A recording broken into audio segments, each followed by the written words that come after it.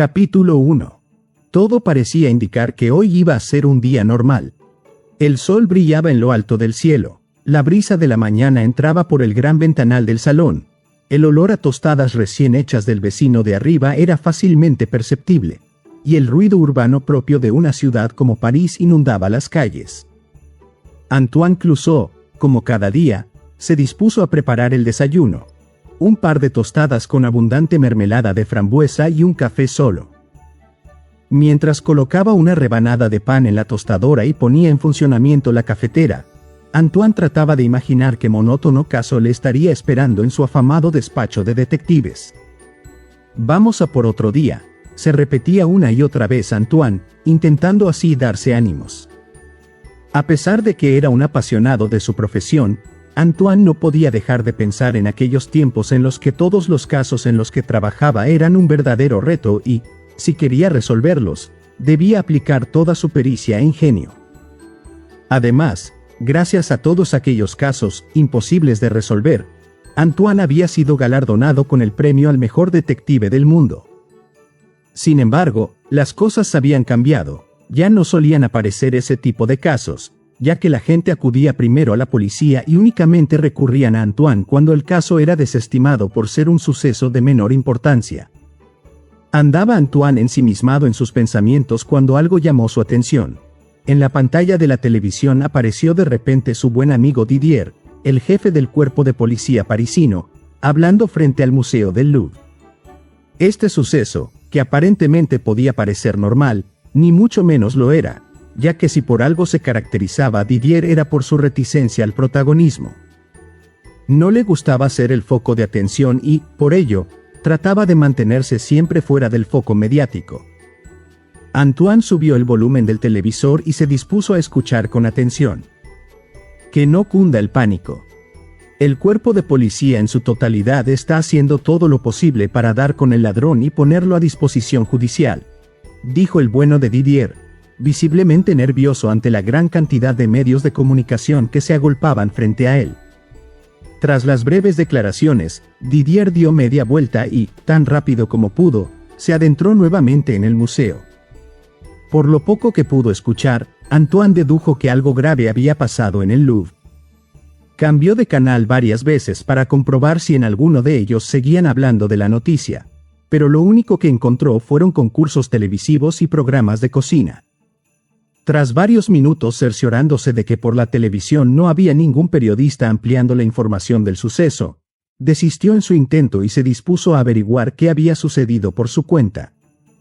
Sin perder ni un segundo, cogió su sombrero rosa del perchero, su gabardina de cuero negro y se abalanzó sobre la puerta para tratar de llegar al museo lo antes posible.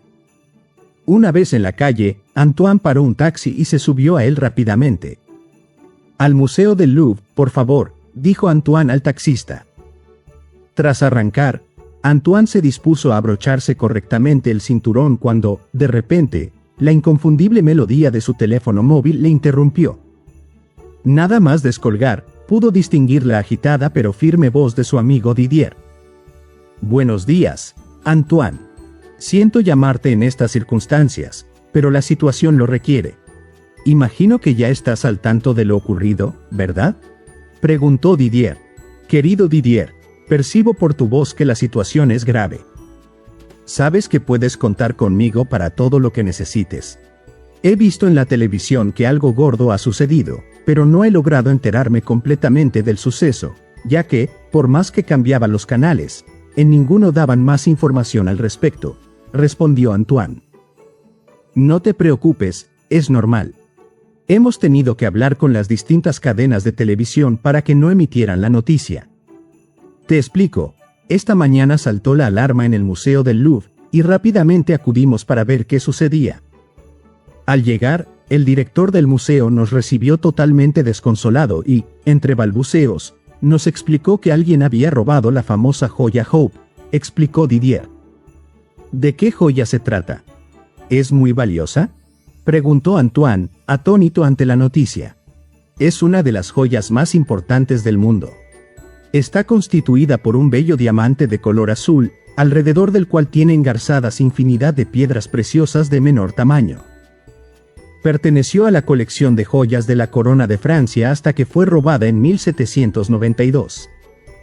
Posteriormente fue recuperada y donada al museo por el estadounidense Harry Winston en 1958. Como puedes imaginar, se trata de un tesoro de valor incalculable, explicó Didier. Ya veo.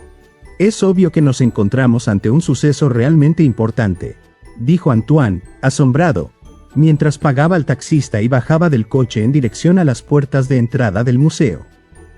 Necesito tu ayuda, Antoine. Eres el mejor detective que conozco, y creo que solo tú podrías dar con el culpable. ¿Aceptas el reto?, preguntó Didier, tratando de ocultar su desesperación ante la complejidad del caso. Por supuesto. Llevaba tiempo esperando un caso como este. Cuenta con mi ayuda, respondió Antoine con gran emoción. Sin perder ni un segundo, Antoine entró en el interior del museo con la intención de hallar cualquier indicio que le pusiera tras la pista del ladrón. Una vez dentro y antes de comenzar con su investigación, se tomó unos segundos para contemplar más detenidamente el interior de aquella edificación. Tras un rápido vistazo, Antoine comprobó, maravillado, que el interior del museo estaba compuesto por inmensas galerías en las que podían apreciarse obras y antigüedades de valor incalculable. Las paredes, al ser de vidrio, permitían que la cálida y agradable luz solar pasara a través de ellas, brindando de esta manera a los visitantes una grata sensación de paz y armonía. Tras este momento de inevitable admiración, Antoine se dirigió hacia la estancia donde se encontraba la joya robada. Una vez allí, quedó sorprendido ante el gran cordón policial que custodiaba la sala y ante los infructuosos esfuerzos, realizados por los miembros de seguridad, para evitar que los periodistas allí reunidos obtuvieran demasiada información de lo ocurrido. Con cierta dificultad, Antoine se abrió paso entre la multitud, hasta lograr finalmente situarse frente a la escena del crimen. Tras unos segundos observando la zona cero del robo, Antoine comprobó, extrañado, que la gran urna de cristal que había frente a él, y en la que debía estar alojada la joya Hope, no mostraba ningún signo de violencia. Ni la urna ni la cerradura han sido forzadas, lo que hace evidente que el ladrón utilizó una ganzúa para cometer el robo, pensó Antoine. Al no encontrar ninguna otra pista, Antoine se dirigió a las cámaras de vigilancia que había en la sala para comprobar si habían grabado algo. Sin embargo, al revisarlas, descubrió que todos sus cables habían sido cuidadosamente cortados, impidiendo así conseguir cualquier imagen del ladrón. Esto dejó perplejo a Antoine, ya que, en todos los casos en los que había trabajado, los delincuentes siempre cometían algún error que permitía su captura. Sin embargo, en esta ocasión, todo parecía haber sido estudiado al detalle. Tras comprobar que todas las cámaras habían sido inutilizadas y después de varias horas investigando, Antoine estaba totalmente desesperado. No lograba encontrar ningún indicio que le acercara a descubrir la identidad del ladrón. Estaba ya a punto de tirar la toalla, cuando uno de los guardias del museo se acercó hasta donde se encontraba. «Buenos días. ¿Ha encontrado ya alguna pista sobre el ladrón?», preguntó el guardia mientras mordisqueaba una manzana. «Todavía es pronto para hacer conjeturas. ¿Vio usted algo en las cámaras de vigilancia antes de que las cortaran?», preguntó Antoine, tratando de obtener alguna información. «No. Desde que abrimos el museo a las 8 de la mañana, las cámaras no funcionan. El ladrón sabía bien cómo moverse para inutilizarlas sin ser grabado. Está claro que sabía lo que hacía. La única cámara que no se puede desactivar es la que hay en el interior de la urna de cristal, pero ni siquiera la hemos revisado, ya que, lo único que podría haber grabado, sería la mano del ladrón y ese dato no tendría la menor relevancia», comentó el guardia mientras se alejaba caminando hacia el exterior de la sala. Al escuchar esto, Antoine dio un respingo y corrió hacia el guardia. Cuando llegó junto a él le agarró del brazo y le llevó sin mediar palabra hasta la sala de grabación para ver las imágenes captadas por la cámara del interior de la urna. Una vez allí, el guardia encendió los monitores, retrocedió la grabación hasta la hora de apertura del museo y ambos comenzaron a observar. Pasaron las horas y no había rastro de ninguna imagen anómala. En los monitores únicamente aparecía la joya. Sin embargo, al llegar a las 9:20 de esa mañana, un brazo cubrió la pantalla. Tan rápido como pudo, Antoine hizo una captura de la imagen, mientras se mordía el labio superior fruto del nerviosismo. Todo parecía indicar que, al fin, se iban atando los cabos. Sin embargo, al imprimir la fotografía, algo no cuadraba. En la imagen aparecía un brazo que descendía de forma vertical hasta la parte inferior de la urna. Si el ladrón hubiese utilizado una ganzúa para forzar la cerradura, el brazo aparecería en posición horizontal y no vertical. Aquí hay gato encerrado, pensaba Antoine, mientras se daba cuenta de que, en la parte superior de su muñeca derecha, el ladrón tenía tatuada la imagen de un reloj. Por fin tengo una verdadera pista, pensó Antoine mientras una sonrisa se dibujaba en su rostro. Al saber que el ladrón llevaba tatuado un reloj, la lista de posibles sospechosos se reducía considerablemente. Tras este descubrimiento, Antoine volvió nuevamente a centrarse en la postura del brazo. Esta no era fácil de explicar, ya que, al tener la urna a una altura de 2 metros, para que el ladrón hubiera podido acceder a su interior por la parte superior debía medir en torno a 2,5 metros, lo cual debería haber llamado la atención de muchas personas. Antoine siguió tratando de buscar una explicación a la curiosa postura del brazo hasta que, de repente, una idea apareció en su cabeza. El ladrón pudo haber entrado a través del techo acristalado de la sala y descender hasta donde se encontraba la urna, dijo Antoine en voz alta. Sin perder ni un segundo, Antoine salió de la sala de grabación y corrió de nuevo hacia la estancia donde se había producido el robo. Una vez allí, cogió una de las escaleras que utilizaba el personal de mantenimiento, la apoyó en uno de los laterales de la urna de cristal y, tras subirse a ella, descubrió que en su parte superior había, de forma casi imperceptible, un surco circular sobre el vidrio a través del cual el ladrón debía de haber introducido el brazo para sustraer la joya, evitando así dejar pistas. Tras el éxito de esta primera comprobación, Antoine subió corriendo las escaleras del museo que conducían al tejado. Tras recorrer varios metros y cerciorarse de que estaba en el lugar correcto, observó que, en una de las partes del acristalado tejado del museo, había un surco idéntico al que había encontrado en la urna, pero, en este caso, de mayor tamaño. Tras este segundo descubrimiento, Antoine se sentó junto a uno de los grandes ventanales que adornaban el tejado y se concedió unos segundos para ordenar sus ideas en voz alta. El ladrón conocía perfectamente el museo y sus horarios. Entró a las 8 de la mañana para ser así el primero en llegar a la sala de la joya. Aprovechando que a esa hora la guardia del museo aún no está totalmente ubicada en sus puestos, fue desactivando las cámaras de vigilancia una a una. También sabía que la escalera de emergencia, al no utilizarse casi nunca, no está vigilada, por lo que subió por ella y usó una ganzúa para abrir la puerta que da al tejado. Luego esperó hasta las 9:20, cuando se produce el primer cambio de guardia, para hacer un agujero en el techo de cristal y descender hasta la sala de la joya utilizando una soga. Gracias a esta estrategia, el ladrón logró no dejar ninguna pista en el suelo que pudiera delatarlo. Cuando estuvo frente a la urna, hizo otro agujero en la parte superior del vidrio y extrajo la joya, concluyó Antoine. Finalizada su reflexión, Antoine se incorporó, descendió nuevamente al interior del museo y envió a Didier la imagen del brazo tatuado del ladrón. No había transcurrido ni 2 minutos, cuando su teléfono comenzó a sonar con gran intensidad. Antoine, tu descubrimiento ha sido increíble. Ya tengo preparada una lista con todas las personas que tienen ese tatuaje y que aparecen en nuestra base de datos. Te la envío por correo electrónico, dijo Didier. Muchas gracias, Didier. Voy a continuar con la investigación. Te mantendré informado, contestó Antoine. Tras colgar, Antoine se dispuso a salir del museo para seguir indagando cuando, de repente, su teléfono comenzó a sonar de nuevo. Al descolgar, reconoció la acelerada voz de su gran amigo de la infancia, Bruno. Este era uno de los mejores científicos del mundo y el primero, y único, en fabricar una verdadera máquina del tiempo. Meses atrás, Bruno había recibido algunos de los premios científicos más importantes y había sido entrevistado por innumerables cadenas de televisión. Todo el mundo quería saber cómo funcionaba su máquina del tiempo y si realmente era posible viajar a través de las distintas etapas de la historia. Por todo esto, Antoine no esperaba ninguna llamada suya, ya que, aunque eran amigos desde la infancia, sabía que Bruno había estado muy ocupado en los últimos meses. «Antoine, necesito tu ayuda», dijo Bruno, muy nervioso.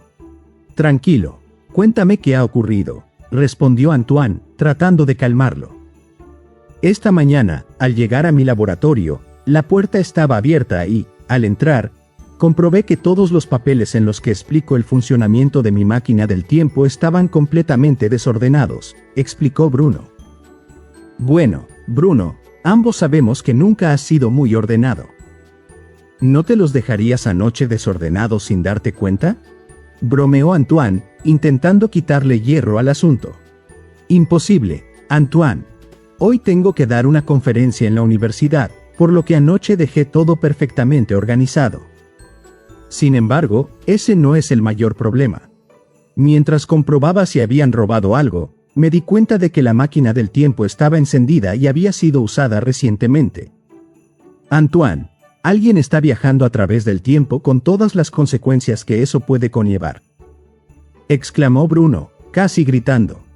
Al escuchar esta última frase, un inquietante pensamiento se cruzó por la mente de Antoine. ¿Y si el ladrón había utilizado la máquina del tiempo del profesor Bruno para huir y no ser encontrado? Tras unos segundos pensando en esta teoría, Antoine colgó finalmente a Bruno, tomó el primer taxi que encontró y puso rumbo a su laboratorio. Varios minutos después, Antoine bajó del taxi y se dirigió hacia el edificio donde se encontraba el laboratorio. Aquel lugar no se caracterizaba por tener medidas de seguridad demasiado estrictas.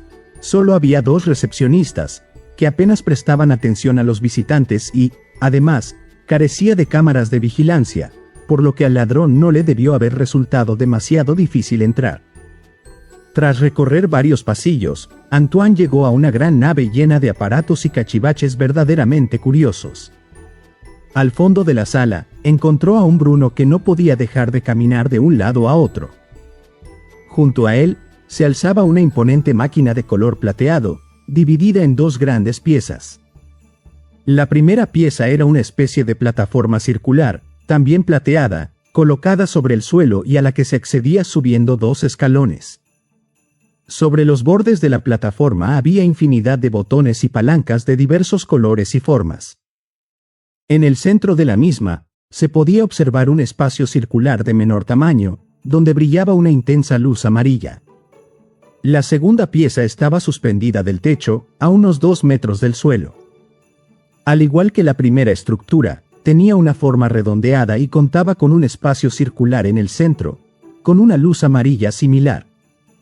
Ambas partes estaban unidas por un haz de luz azul, en el que se apreciaban pequeños destellos plateados. Tras escudriñar cuidadosamente toda la estructura, Antoine era incapaz de apartar la vista de la compleja e imponente máquina. No cabía duda de que se trataba de la famosa máquina del tiempo. Nada más verle, Bruno corrió hacia él, le estrechó las manos con efusividad y señaló directamente hacia la máquina. «Perdona que vaya con tanta prisa, amigo, pero la situación lo requiere. Esta es mi máquina del tiempo. Como puedes ver, es bastante compleja y solo puede ser usada bajo mi supervisión», explicó Bruno. «No te preocupes, querido Bruno, ya tendremos tiempo de hablar largo y tendido. Ahora lo importante es descubrir qué ha ocurrido», respondió Antoine, sin poder apartar la vista de la máquina. Finalizada la presentación, Bruno le mostró todos los planos que el ladrón había examinado y luego dejado desordenados. «Todo esto es muy preocupante, Antoine. No puedes imaginar las consecuencias que puede tener en el presente modificar un acontecimiento del pasado. Las repercusiones podrían ser desastrosas», dijo Bruno, llevándose las manos a la cabeza. «Tranquilízate, Bruno. Vayamos paso a paso. Explícame si existe alguna manera de dar con el ladrón y qué debo hacer para conseguirlo», respondió Antoine, tratando de calmarle. «Verás, el ladrón entró esta mañana forzando la puerta. Después revisó los planos y, tras conocer todos los detalles, escapó usando la máquina del tiempo. Sin embargo, hay algo que el ladrón no sabe porque no está en ninguno de esos planos. Cada vez que se utiliza la máquina, esta imprime un documento con todos los viajes realizados y los periodos visitados. Eso lo diseñé para que, en caso de quedarme atrapado en el pasado, alguien pudiera saber en qué época estoy y rescatarme. Gracias a esto, sé que el ladrón ha viajado a varios periodos distintos de la historia. Tu misión será recorrer todas estas épocas hasta dar con él y llevarle ante la justicia, explicó Bruno. Una vez aclarados los objetivos, ambos se acercaron a la máquina para imprimir el listado de periodos. Tras unos segundos, la máquina expulsó un folio donde se enumeraban diversas épocas, como la Edad Contemporánea, la Edad Media y la Prehistoria, entre otras. ¿Por cuál deberíamos empezar?, preguntó Bruno, abrumado al ver tanta información. En mi opinión, el orden más lógico sería comenzar por los periodos más antiguos e ir avanzando hacia las épocas más actuales. De esta manera, llevaremos un orden y podremos descartar aquellas etapas en las que no encontremos al ladrón, respondió Antoine mientras comenzaba a preparar una mochila con todo lo que creía que iba a necesitar. Tanto Bruno como Antoine se pusieron manos a la obra. Mientras Antoine metía en la mochila un saco de dormir, una linterna, una navaja multiusos, algo de comida y varios objetos más, Bruno abrió un gran baúl marrón que se encontraba a escasos metros de la máquina y comenzó a rebuscar. En este baúl guardo algunos de los disfraces que he utilizado para pasar desapercibido en los viajes que hice para probar la máquina del tiempo en sus primeras fases de fabricación. Como el primer periodo que vas a visitar es la época de los dinosaurios, creo que este será el disfraz adecuado, dijo Bruno mientras le entregaba una especie de camisón largo, cubierto de pelo negro, que dejaba el hombro izquierdo completamente al descubierto. Gracias, Bruno. Creo que con esto será suficiente, respondió Antoine, tratando de contener la risa al imaginar lo gracioso que se vería con ese disfraz. Como sabes, es muy importante tratar de pasar desapercibido y no modificar ningún elemento del pasado, ya que no sabemos qué consecuencias podría tener en el futuro. Además, debes recordar que, para poder volver al presente, deberás estar a la hora acordada y en el mismo lugar donde apareciste, continuó explicando Bruno. Descuida, Bruno. Lo haré lo mejor que pueda y te informaré de mis avances cada vez que vuelva al laboratorio, concluyó Antoine. Antes de subirse a la máquina del tiempo, Antoine se acercó a uno de los ordenadores de Bruno, revisó su correo electrónico, imprimió las caras de los sospechosos que Didier le había enviado y se las mostró a Bruno antes de colgarlas en la pared del laboratorio. Algo que llamó mucho la atención de Antoine fue que, junto a la foto de cada sospechoso, Didier había colocado imágenes de algunos objetos, como una brújula, un teléfono móvil o un iPad, entre otros. En un primer momento, Antoine no entendía qué querían decir todos aquellos artilugios, pero antes de apagar el ordenador, se dio cuenta de que, además de las imágenes, Didier había adjuntado un mensaje. Querido Antoine, tu amigo Bruno ya me ha informado de que el ladrón ha huido a través de su máquina. Te envío las fotografías de los sospechosos como acordamos. Además, incluyo imágenes de los objetos que estas personas llevaban encima en el momento en el que las arrestamos por primera vez.